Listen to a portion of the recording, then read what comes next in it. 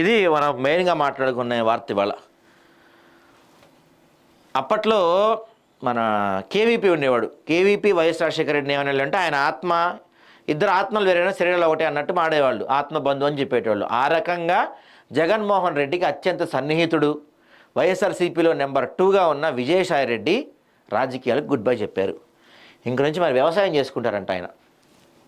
చూద్దాం దీని గురించి. వ్యవసాయం చేస్తాను, ఇంక నేను రాజకీయాలు మానేస్తా అని చెప్తున్నాడు విజయసాయిరెడ్డి.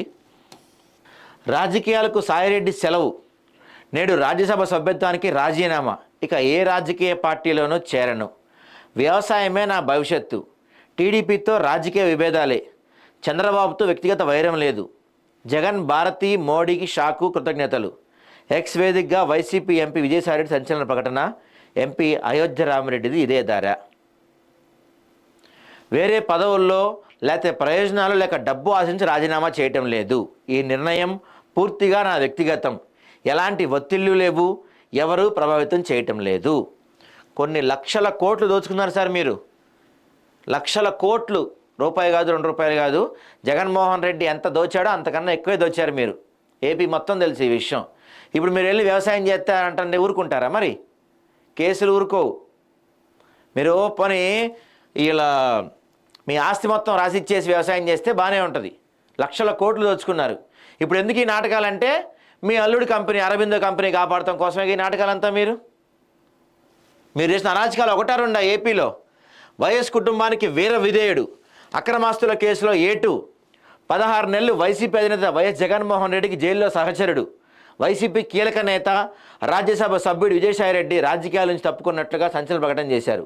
ఇక ఏ పార్టీలో చేరను, వ్యవసాయమే నా భవిష్యత్తును ప్రకటించారు.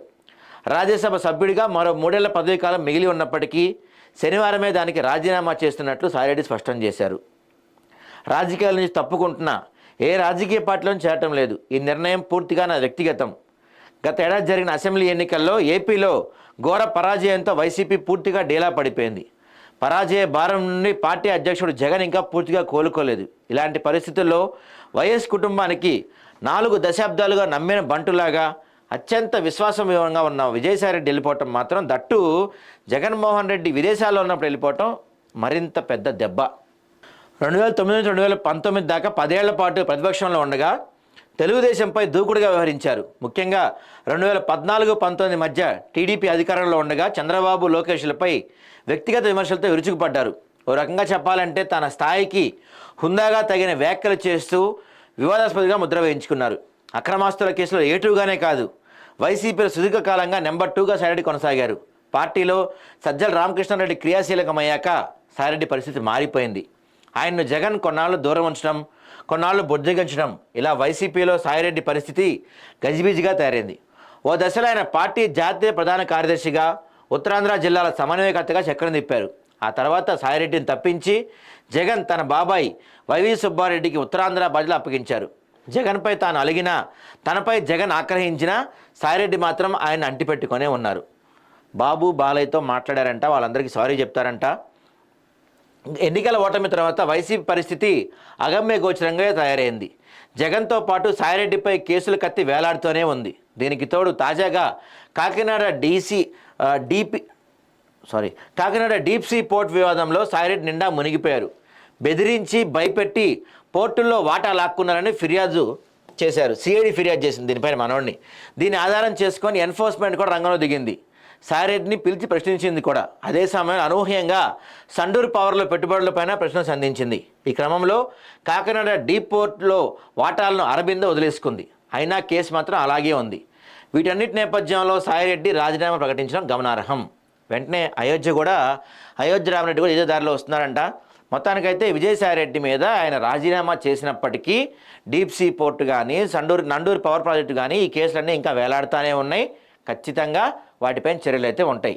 గతంలో కూడా ఎన్నికల్లో ఓడిపోగానే మన సుజనా చౌదరి ఒకడు, తర్వాత సీఎం రమేష్ వాళ్ళు, వీళ్ళిద్దరూ అప్పట్లో బాగా బలిసిన వాళ్ళు, బాగా సంపాదించిన వాళ్ళు, బాగా దోచుకున్న వాళ్ళు.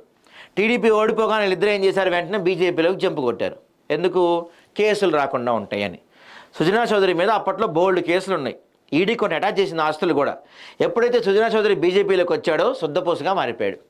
అసలు కేసులు లేవు, ఈడీ రైడ్స్ లేవు, ఏమీ లేవు. కానీ మనోడు కూడా అదే దారిలో నడుస్తున్నాడు ఇప్పుడు. కాకపోతే బీజేపీకి వెళ్ళట్లేదు, కానీ మనోడు ఇప్పుడు రిజైన్ చేయడం అంటే దాదాపుగా ఇంకా సరెండర్ అయిపోయినట్టే లెక్క. అయితే మీరు సరెండర్ అయిపోవచ్చు, కానీ కేసులు మాత్రం వదలవు సార్. మీరు చేసిన ఈ డీప్ సీ పోర్ట్ కేసు కావచ్చు, సండూరు ప్రైవేట్ ప్రాజెక్ట్ కేసు కావచ్చు, ఎన్నో కేసులు ఇంకా పెండింగ్లో ఉన్న ఏపీలో. ఖచ్చితంగా అవి మిమ్మల్ని వెంటాడుతాయి. మీరు దోచుకున్న లక్షల కోట్ల ప్రజాధనం బయటికి రావాల్సిందే.